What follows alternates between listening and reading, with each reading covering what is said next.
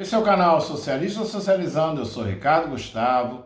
Vamos dar prosseguimento à análise da obra de Karl Marx e Engels, o Manifesto Comunista.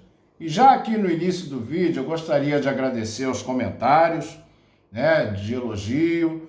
Eu estou trazendo uma abordagem diferente, eu estou tentando lhe transportar para 1840, 1850, ou até um pouco antes, como eu vou fazer hoje, para você sentir como é que era aquela época. Por que o Manifesto Comunista, esse panfleto, publicado em 1848, foi feito, o público que era direcionado. E eu também falei ali, Karl Marx não fundou o comunismo. Por favor, dê uma olhadinha no primeiro vídeo, assista até o final, pode deixar algum comentário, algum fato que você saiba dessa época, ali da Revolução Francesa até 1850, que logo depois, isso daqui é uma playlist que eu estou formando sobre o Manifesto Comunista, logo depois eu vou entrar no 18 de Brumário de Luiz Bonaparte, outra obra fantástica de Karl Marx. Então nós vamos para a vinheta, que eu vou colocar para vocês aqui, eu vou trazer para vocês. Sabe quando muitos dos nossos camaradas começam a fazer a introdução do Manifesto Comunista, eles falam dos jacobinos de esquerda? Então, vamos começar por aí e de repente hoje já entro no burgueses e proletários. Depende do tamanho do vídeo, que a playlist eu vou querer botar os vídeos entre 20 e 30 minutos para não ficar uma coisa muito maçante, mas depois você pode assistir ela por um inteiro, ok? Solta a vinheta.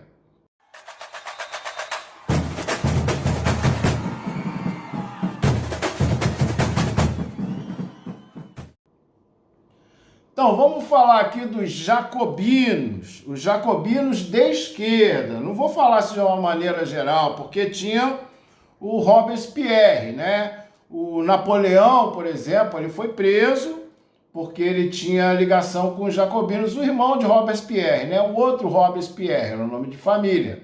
Então, Napoleão foi preso. Ali, Revolução Francesa, 1789... a 1799, tá? Esses 10 anos aí, primeira Revolução Francesa, porque depois tem a outra de 1830, depois tem a de 1848, tá? Vamos lá que você vai entender direitinho. Então vamos ali, os jacobinos de esquerda. Você já viu aquele Assassin's Creed? Assassin's Creed? Então, você bota lá os padres vermelhos. Tinha os padres vermelhos e o que se destacava era o padre Jacques Roux. Desculpa aí se eu estiver pronunciando errado. Era um padre vermelho e revolucionário. Isso antes de Karl Marx nascer. Tá? Como eu falei, Karl Marx não fundou o comunismo. O que esse padre dizia? A terra é de todos. Vamos exigir confisco dos bens dos ricos, da propriedade privada dos meios de produção. Isso daí Karl Marx é que vai falar depois. O que ele estava se dirigindo aqui era o confisco de bens dos ricos, mas nesse sentido, tá? A propriedade privada dos meios de produção. Você tinha esses padres vermelhos e os sans-culottes, que na época mas eles não tinham tanta força assim, tá? Não tinham tanta força lá dentro.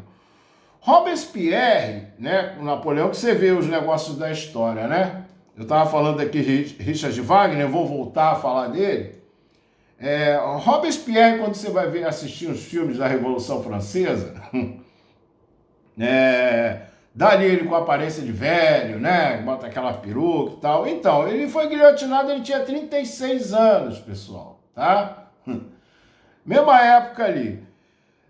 36 anos de idade só, não tinha aquela cara de velho. Você vai ver a origem do filme, é um filme inglês, Os ingleses que até hoje sacaneiam mesmo a Revolução Francesa. Eles não veem nada de positivo ali. Apareceu muita coisa. Revolução Francesa ela foi de caráter político. Estavam buscando o poder. tirando a monarquia, uma revolução burguesa. Tá? Então, nesse início aqui, você tem aqueles burgueses, donos de comércio, advogados, que era o caso de Robespierre, mas projeto social não tinha, não tinha. E ateus nem poderiam participar, porque Robespierre era a favor da pena de morte contra ateus. Tá? Ele não tinha esse negócio. Aliás, liberdade, igualdade e morte, esse lema daí só vai aparecer lá em 1848. Tá certo? Então vamos aí direitinho aí. Essa época, as doenças que assolavam a Europa eram principalmente doenças respiratórias. Tuberculose, inclusive Karl Marx veio a falecer, ele está internado na Inglaterra, vou botar o túmulo dele aí. Teve uma bronquite severa, ele já tinha vários problemas de saúde, né? Mas a bronquite o pegou mesmo. Febre tifoide também era outra que assolava essa época. E aí eu quero fazer uma referência aqui, que teve um comentário que falou aí do Richard Wagner, pegador. Realmente, falar o fugitivo, né? Como eu falei lá no vídeo, não era só Karl Marx que fugia, era muita gente que fugia. Vamos pegar Karl Marx, eles iam pegar um monte de gente. Wagner, você tinha um grande problema se você apresentasse a sua esposa para ele, né? Ele já tinha a esposa dele, e aí teve um outro cara que apresentou a esposa, e a esposa do cara, a primeira mulher de Wagner descobriu, arrumou um barraco lá, ficou lento, e foi falar pro cara lá, você não sabia que a sua esposa estava flertando com meu marido? Sabia, mas deixa pra lá. Que Karl Marx até fala isso depois aqui, no Manifesto Comunista, né? Ele fala aí, faz umas referências aí dessas mulheres, dos homens da alta sociedade, né? Bota todo mundo lá para cantar uma ópera junto, né? Isso daí rolava pra caramba. E aí Wagner depois acabou já com a segunda esposa, foi ficar com a filha de Liszt, né? A filha de Liszt não gostou inicialmente, mas depois, inclusive, quando Wagner estava fugindo, Liszt se abrigou, Richard Wagner, enfim, é só para colocar esse ponto aí que o cara fugia por causa das ligações dele com o Mikhail Bakunin, apesar de ter sido por pouco tempo. Também relevante aqui, ó. Sabe o The Economist? Essa revista aí, o The Economist, que já é dessa época da terceira revolução, acho que foi em 1830 que a The Economist foi fundada, por aí. Karl Marx lia muito essa revista, tá? The Economist, Karl Marx lia, falava que era a revista da burguesia, né? Lenin também, Lenin fazia referência, diziam que ele era um burgueses pacifistas. Eles não estavam querendo saber de revolução, não.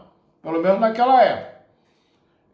Eles seguem uma linha estilo Partido Democrata dos Estados Unidos, tá? Eles são a favor de casamento de pessoas do mesmo sexo, tem as questões do aborto, ou seja, eles são da esquerda liberal. E na época você não tinha isso, o próprio Lenin era um social-democrata, né? mais radical. Lá no vídeo anterior também falo da origem do nome radical. Então é uma fonte de leitura e análise de Karl Marx e de Lenin, era a revista The Economist. Também sobre a parte da Revolução Industrial, pessoal, os trabalhadores não tinham equipamento de proteção individual, isso não tinha. As luvas, eles mesmos compravam. É igual um músico, né? O cara vai apresentar lá, vai fazer a música dele, fazer a apresentação, ele leva o instrumento dele. Muitos trabalhadores era a mesma coisa. os EPIs, equipamentos de proteção individual, só vão ter uma regulamentação maior na União Soviética. Antes, os Estados Unidos já fez, ali em 1919, lance de capacete, mas era capacete, se passarinho cagasse no capacete, o cara vazava, né? Era só para dizer que tinha alguma coisa. Mas os soviéticos davam muita importância nisso, até porque você vai ver ali a parte de nuclear, né? Diziam lá que eles não gostam de ciência e tecnologia, nossa senhora. Os caras botaram Sputnik lá, não, qualquer um, lá, bota na tiradeira e manda, pronto, tá lá o Sputnik, né? É assim que esse pessoal fala. Então vamos para a obra aqui, ó. Tem uma coisa muito interessante para vocês saberem também. Karl Marx, né? Karl Marx, quem apresentou o comunismo para o Karl Marx foi Engels, tá? E tinha uma liga. Karl Marx se torna comunista em 1844. Mas tinha a Liga dos Justos, 1836, que por sua vez veio da Liga da Justiça, Liga dos Fugitivos. O lema deles, ó, presta atenção que eu já estou te dando essa dica, tá? Lema deles, todos os homens são irmãos. Quem é que fala isso, pessoal? Todos os homens são irmãos. Acertou se você falou maçonaria, tá? A maçonaria, ela tinha uma organização, até hoje tem algumas, porque o lema principal, o artigo 1º da maçonaria é progressista, tá? Apesar de você achar estranho, porque aqui no Brasil tá lá, progressista, mas são conservadores. Muitos militares ali, inclusive, apoiaram até o golpe de 64, né?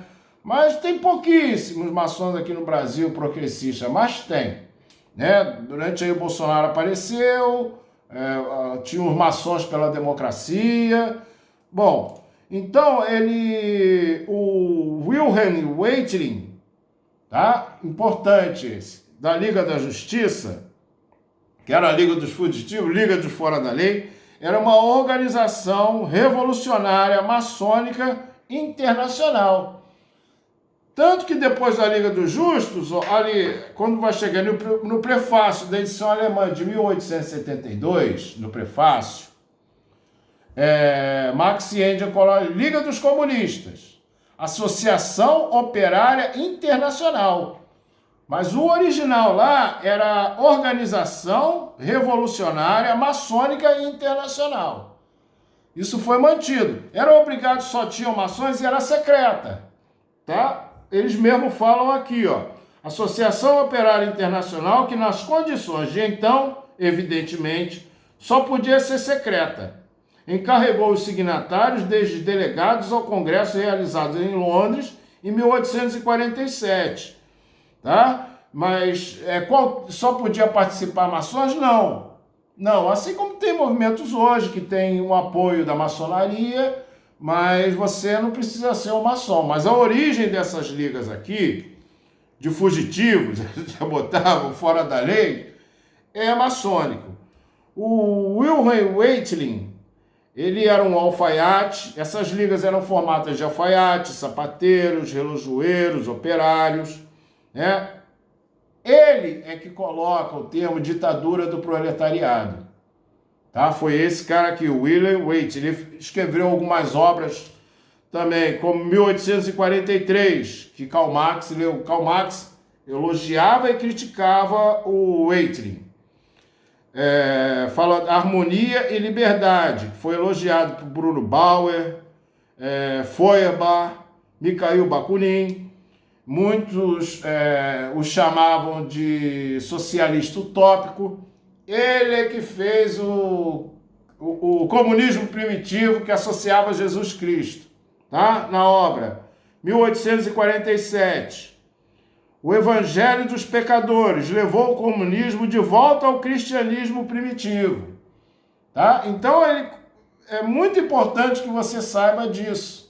Que Karl Marx, ele pega essa parte daqui do Weitling, né? Era outro fugitivo, vivia fugindo e foi para os Estados Unidos. daí que eu tenho aqui muitos maçons sartaram fora, tá? Foram lá para os Estados Unidos, ele veio a falecer, depois eu vejo em 1871, se eu não me engano, tá? Mas tinham muitos ali, que era maçom, pessoal, em francês significa obreiro, e progressistas.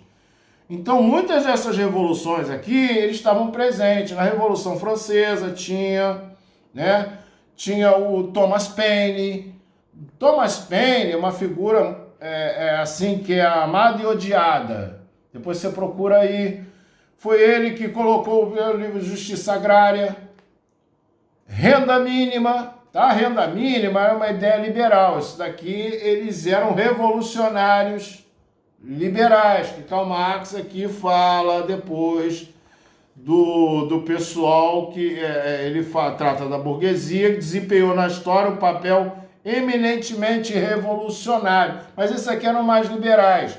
Aqui no Brasil, que eu falei no vídeo também, a revolta praieira em Pernambuco, liberais contra conservadores. Tinha muita gente com pensamentos socialistas, sim. Mas os socialistas daquela época não eram socialistas utópicos, tá?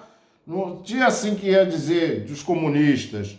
O Eichner que fala, né, a ditadura do proletariado, ele foi o que mais chegou próximo ali. Tá? Inclusive o Engels dizia que ele era o fundador do comunismo na Alemanha, né? Já o Karl Marx achava utópico. Mas isso que é o grande negócio de Karl Marx, né? Ele consegue reunir todas essas fontes e fazer uma escala. É um trabalho fantástico, né? Então, chegando nessa época aqui, 1848, um que eu não citei, pessoal, eu tenho que pedir desculpas. Tenho que pedir desculpa por não ter falado. 1848, quem estava ali, praticamente mesma idade, né? Vitor Hugo. Vitor Hugo, inclusive, fala da Revolução de 1848, que foi uma revolução pela metade, que vai dar origem aos 8 de Brumário de Luiz Bonaparte. Vitor Hugo, que fez Os Miseráveis, tá? Ele estava vivendo nessa época também e eu não podia deixar de falar de Vitor Hugo, porra, né? Realmente foi uma falha minha. Então aqui você já vai entrar na obra aqui, a gente já vai entrar na obra propriamente dita, que eu vou puxar algumas coisas aqui, eu vou voltar até a falar de Dom Pedro II, tá? Vou voltar... Dom Pedro II eu não conhecia Richard Wagner, ia lá para a Europa, assistiu peças as óperas de Richard Wagner, eles se conheceram. Dom Pedro II era neto de Francisco I, tá? De Áustria, o cara lá, um grandão, o cara lá, 1,90 m e tanto de altura. Dom Pedro II tinha 1,90 m de altura. Tá? Ele não era um baixinho português. Tá? Falando do espectro na Europa. Olha a obra aí, ó. Um espectro ronda a Europa, o espectro do comunismo. Todas as potências da velha Europa se aliaram numa santa aliança para perseguir esse espectro. O Papa e o Czar. Metternich, olha aí, Metternich, grava. E Guizot. Grava Francis Metternich, Francis Guizot, os radicais franceses e os policiais alemães. Qual o partido de oposição que não foi acusado de comunismo por seus adversários no poder? Que partido de oposição, por sua vez, que não lançou contra seus adversários da direita ou de esquerda o epíteto infamante de comunista?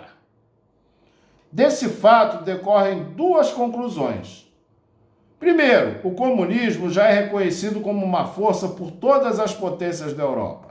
Segundo, já é tempo de os comunistas exporem ao mundo inteiro seus conceitos, seus objetivos e suas tendências e de oporem à lenda do espectro do comunismo um manifesto do próprio partido.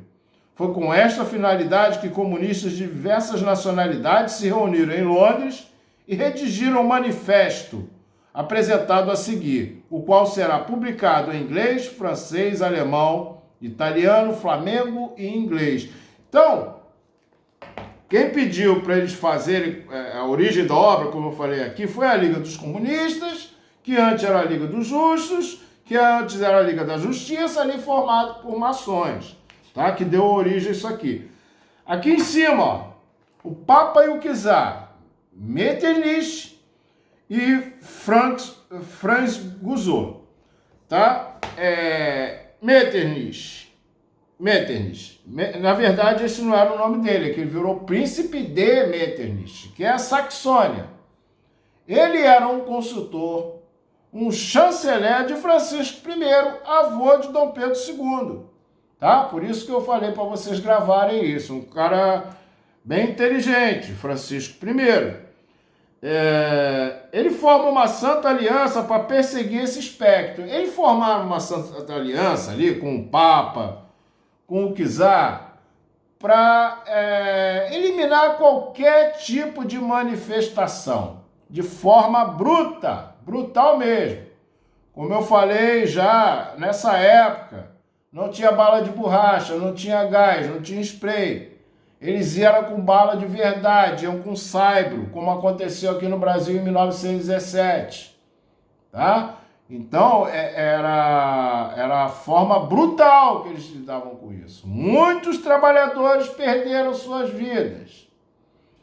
Franz Guizot. Guizot era tipo um Merval Pereira de hoje, tá? Era um intelectual. Foi ele que, em 1830, vou fazer a recapitulação, pessoal, para você pegar. A história é sempre legal, né? 1789, 1799, Primeira Revolução Francesa, tá? Quase 10 anos. Vem o período napoleônico. Sai Napoleão, é restaurado a dinastia dos Bourbon.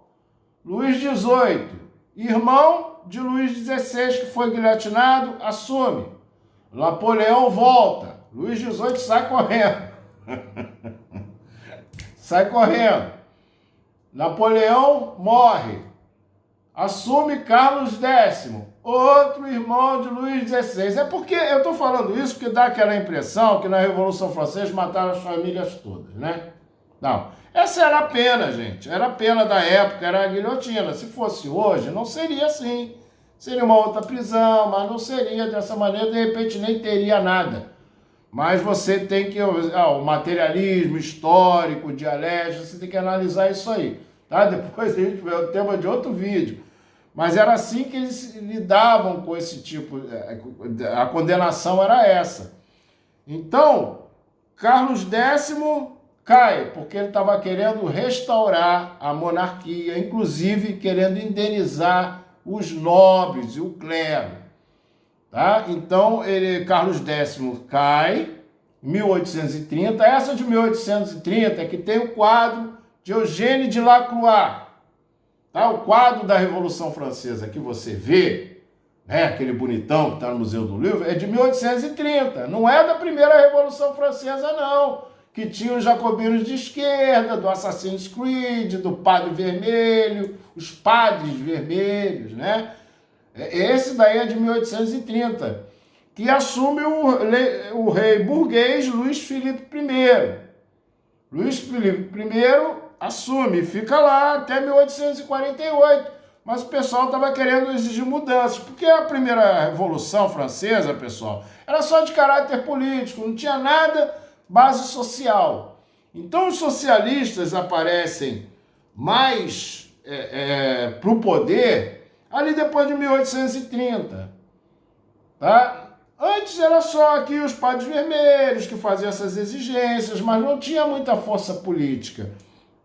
Então, quando aqui no Manifesto Comunista, o jornal The Economist já aparece nessa época, o comunismo já é reconhecido como uma força por todas as potências da Europa, tá? E ele cita...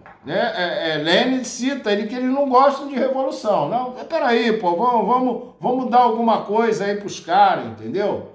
Então você tem essa Revolução de 1830, que vai 1848, 1848 o rei burguês, ele caiu porque queriam essas mudanças dos socialistas, o pessoal pedindo, né?